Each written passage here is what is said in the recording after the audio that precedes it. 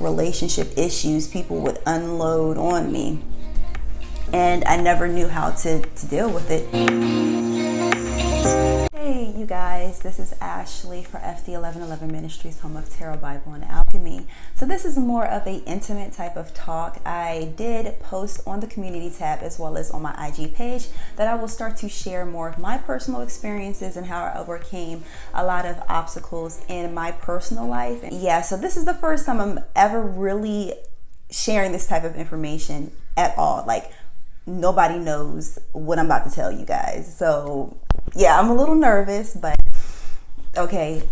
It's part of my healing process. This is another layer to my healing, and as well that this will help other people that may be struggling with this. And that's the primary focus. Is all about healing. So I wanted to talk about my struggles with depression, and it actually runs in my family. Quite a few people on my mother's side have different forms of depression, like very severe cases all the way to more minute cases.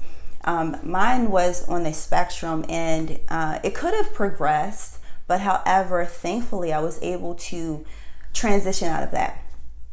So my first experience with depression was when I was maybe about 6 to 8 years old.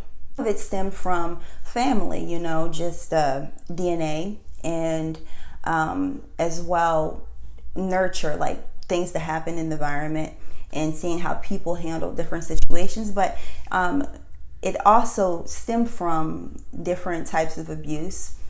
Now, it didn't come from my family. It came from people outside of my family, where like I would go to a babysitter, or I would go to a friend's house, and I will share that in another video about sexual abuse and about different forms of abuse, and how that can translate into relationships and your relationship choices.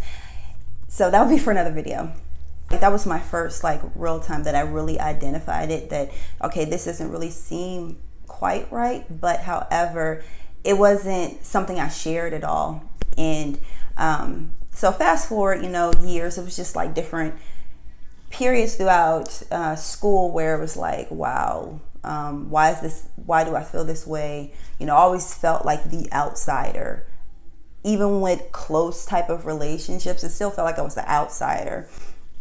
But I'm going to really hone in mainly for on a point in which it really came to the surface that I was diagnosed with depression and panic attacks and stuff.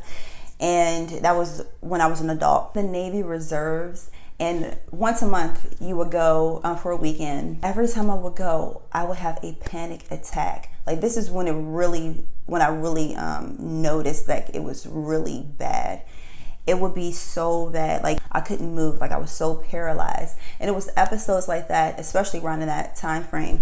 And so anyways, they ended up giving me like a discharge, going to the doctor, and then she ended up prescribing me a medication. I took it a little bit, but I'm very sensitive to medication, and it just didn't feel right at that time as well too, that I was struggling with my sexuality, spirituality, and just a whole lot, relationship, all this different stuff, and then trying to start a new career, and in a career field that I didn't really feel comfortable in, but I just felt like I should be doing something. I have these panic attacks that will hit every so often, but I noticed, like, after I start doing my spiritual work, like really getting serious with it, that I noticed that it will come around the moon, like full moon or new moons, like around that time frame there. It was just like all this unloading. So I did have problems with boundaries, problems with being the nice person, and being the overachiever. I remember at that time when I was in a specific church, I was in like 12 different ministries at that one time. Now, I did learn a lot, but it was, everybody would come to me like, well, you know, Ashley, you should be in this ministry. You have these types of gifts. Why don't you come into this ministry? And I'm like, okay, or either we need help here. And I'll be like, all right. So I only really felt called to maybe about 3 of them. But however, feeling like I should be doing more, that I started doing more. I was taking on all these ministries, and I would get really bad chest aches and headaches, and it was definitely sit on my chest a lot. And then after I was, fast forward, after I was actually diagnosed with panic disorder, that it would be like full-on attacks. And I remember I would wake up out of my sleep to the point that it was hard for me to drive at times when those attacks would happen. People also would like unload on me. They would feel so much better after they talked to me. And like even strangers will come up to me and they start unloading on me and take it all within me, but I didn't ever unload it. So the only way of how I knew how to unload it subconsciously, during the new moons and the full moons, that's when I would feel really, really heavy, and it will come upon me. You know, people, from family members to people in the church, from people to strangers. And then, not to mention like relationship issues, people would unload on me. And I never knew how to deal with it. I would just be like, well, I guess I'm supposed to be, you know, nice and help them. And it's different ways of how you can really help people, like energy vampires. I know about that now, but I didn't know about that then. And always overgiving, overachieving, being afraid of rejection, afraid of people being mean to me, or even me being mean to other people. I felt like I always could handle people being mean to me, which I still sort of kind of have that aspect. I can handle a lot. But however, how do you unload it? Now, when people direct things to me, I take it more in a comical way because I am a comical type of person. But I also understand that I'm able to transmute that energy. Before, I would hold on to it and it would just play out in my body different types of ways, from headaches, migraines. I used to have migraines too. To really bad chest aches. Oh my gosh, my chest would hurt so bad. And you know, with the panic attacks and stuff. So as I started to be less and less afraid of rejection, and started more and more saying no, and even with my partner at that time, it was really difficult because, like, when you have a passive aggressive personality, which mine would be like either like people pleasing, and then when I felt like a boundary was stepped over, I still wouldn't say anything. Actually, I didn't even know like that someone even offended me until they just blatantly offended me. It was passive aggressive, not being able to articulate myself, not being able to express or even know what was even happening. That it would just be like passive aggressive, like really, really passive, until the point that I had to be aggressive. And then when I was aggressive, I was ready to go. And that's not healthy. It's not healthy for relationships. So anyways, especially I'm really honing in on this one particular relationship because he's almost like a father. So with this relationship, it was toxic, but at the same time, people say like narcissism and try to point the finger at the other person. That was how it was at first. But as I spiritually matured, I understand that iron sharpens iron. And through those difficult situations and very painful situations, that I emerged as that phoenix out of that. But I had to have that extreme situation in order for to shine the mirror on the things that I wasn't doing, that not living my truth. I had to be backed into the corner so much that I had to come out, and at first swinging, but then taking a step back and being like, okay, why did this happen? It wasn't until after we physically separated that I really started to really think about things and really get a good, clear understanding. I always wanted to be the nice person. That translated into romantic relationships and over-pleasing in romantic relationships and compromising always. And then like this, with this specific relationship, that it was toxic. We both were ascending pretty much. It helped me a lot with being more of someone that would speak my mind, because I had to speak my mind, because he was the type of personality, narcissist, which I don't knock people like that at all. I'm, really getting past judgment. That's another thing that really helped with my depression, is getting past judgment. And so he would put the pressure on me so much that I had to address something. I had to stick up for myself. I had to speak. And it got to the point, especially after I met, for those that may not be familiar, like a a divine partner. So that's when it really stepped up. And I started speaking my mind more, started making more strict boundaries. And then that led to the physical separation. And then I just kept on and kept on speaking my truth. And I really started speaking my truth to myself. So we all have these inner voices, and these inner voices that are formed by people that surround us, that may show us things through their actions or show us things with their words or tell us things. For people that may be in like these type of relationships where you feel like you sort of kind of lost yourself, or like, who am I? Or like, I'm wishing and hoping for this person to change. It's not about that person. It's all about you. They're just showing you, or trying to bring out subconsciously, trying to bring out something that your subconscious has been screaming for to come out. How much freedom it is in being who you are called to be. Well, this is always my mind frame. Like, if I'm already upset, or if I'm already miserable, if I'm already unhappy, I might as well do something that I really want to do anyway.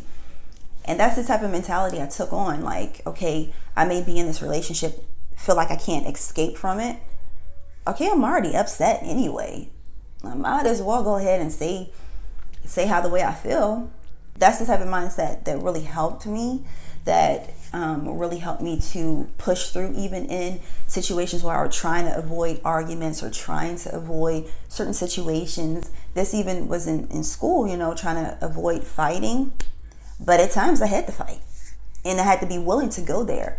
And you have to have this type of mentality of like, I got to be willing to go there. If I'm already unhappy anyway, I might as well go ahead and start sticking up for myself, start speaking my truth. Because like, people will keep on trying you, and you're waiting for someone else to change. You can't control if that person changed. You can only change yourself. And that's what I did. I had to change myself. And through changing myself, my environment changed. Through changing myself, my self-esteem changed, which brought different things to me. So you got to be willing to go through the fire. And the fire is a purification process. But guess what? The fire can hurt. If you're already hurting, I mean, what else do you have to lose?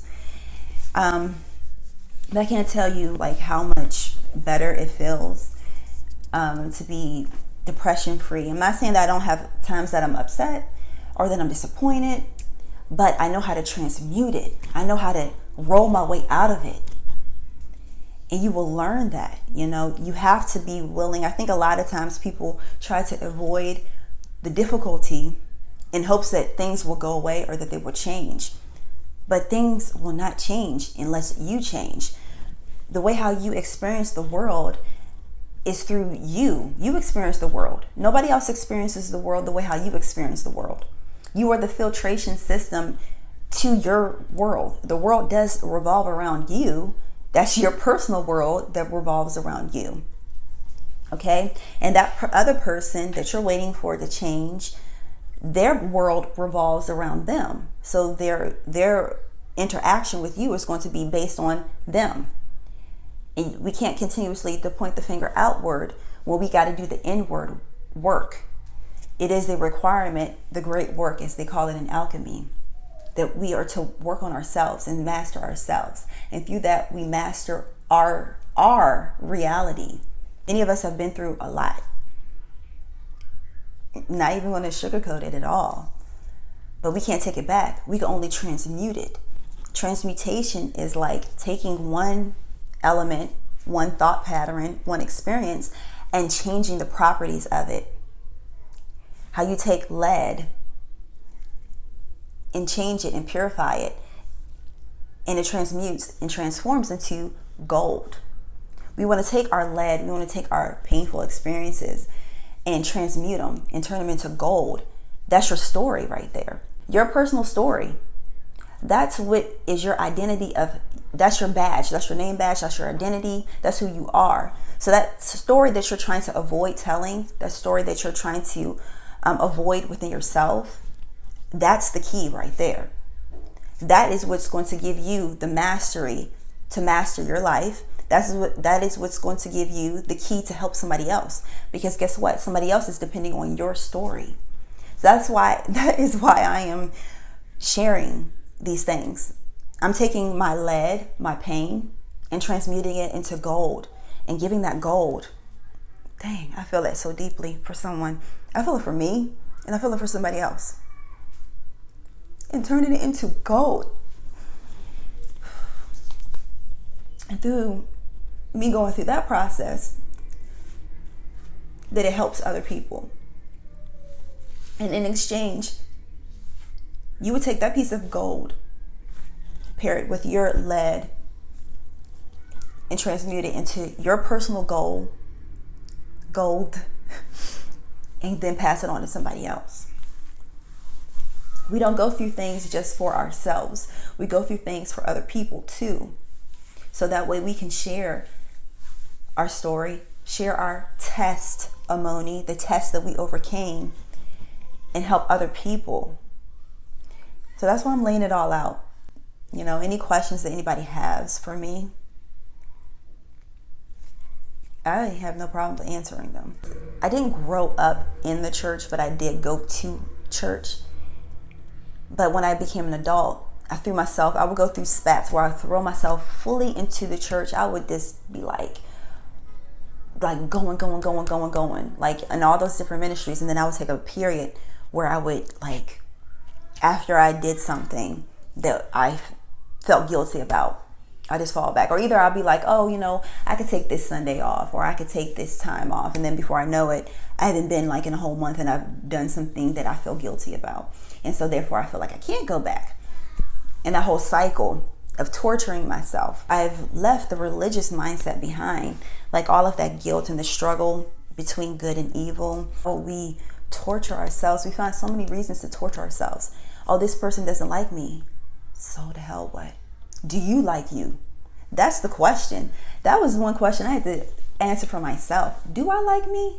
Am I sacrificing myself so that other people could like me, but for me to hate me? Like, I had to really do a lot of that work. And by doing a lot of that work, I tell you, I feel so free. And I've done even more work. This past 888 Lionsgate, the lion heart. Oh my goodness, like that, I did like a 7-day solar plexus healing. And that's when I really started to come out of my shell.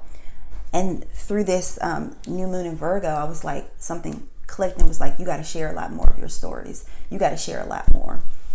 And by you doing that work, that will give you the freedom to fully express yourself.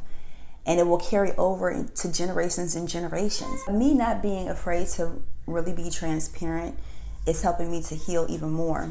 Your stories are what make you. And it will help somebody else have the courage, the lion's heart, to push forward in their healing process. So I hope this video was helpful for someone. So yeah, I will be sharing more videos, somewhat like this. And if you did enjoy this, please feel free to share, like. If you haven't subscribed, join the family over here. And for those that support this ministry on Patreon and with your donations, thank you guys so much for that.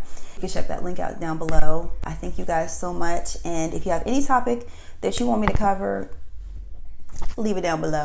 Okay, so I'll talk to you guys later. Much love.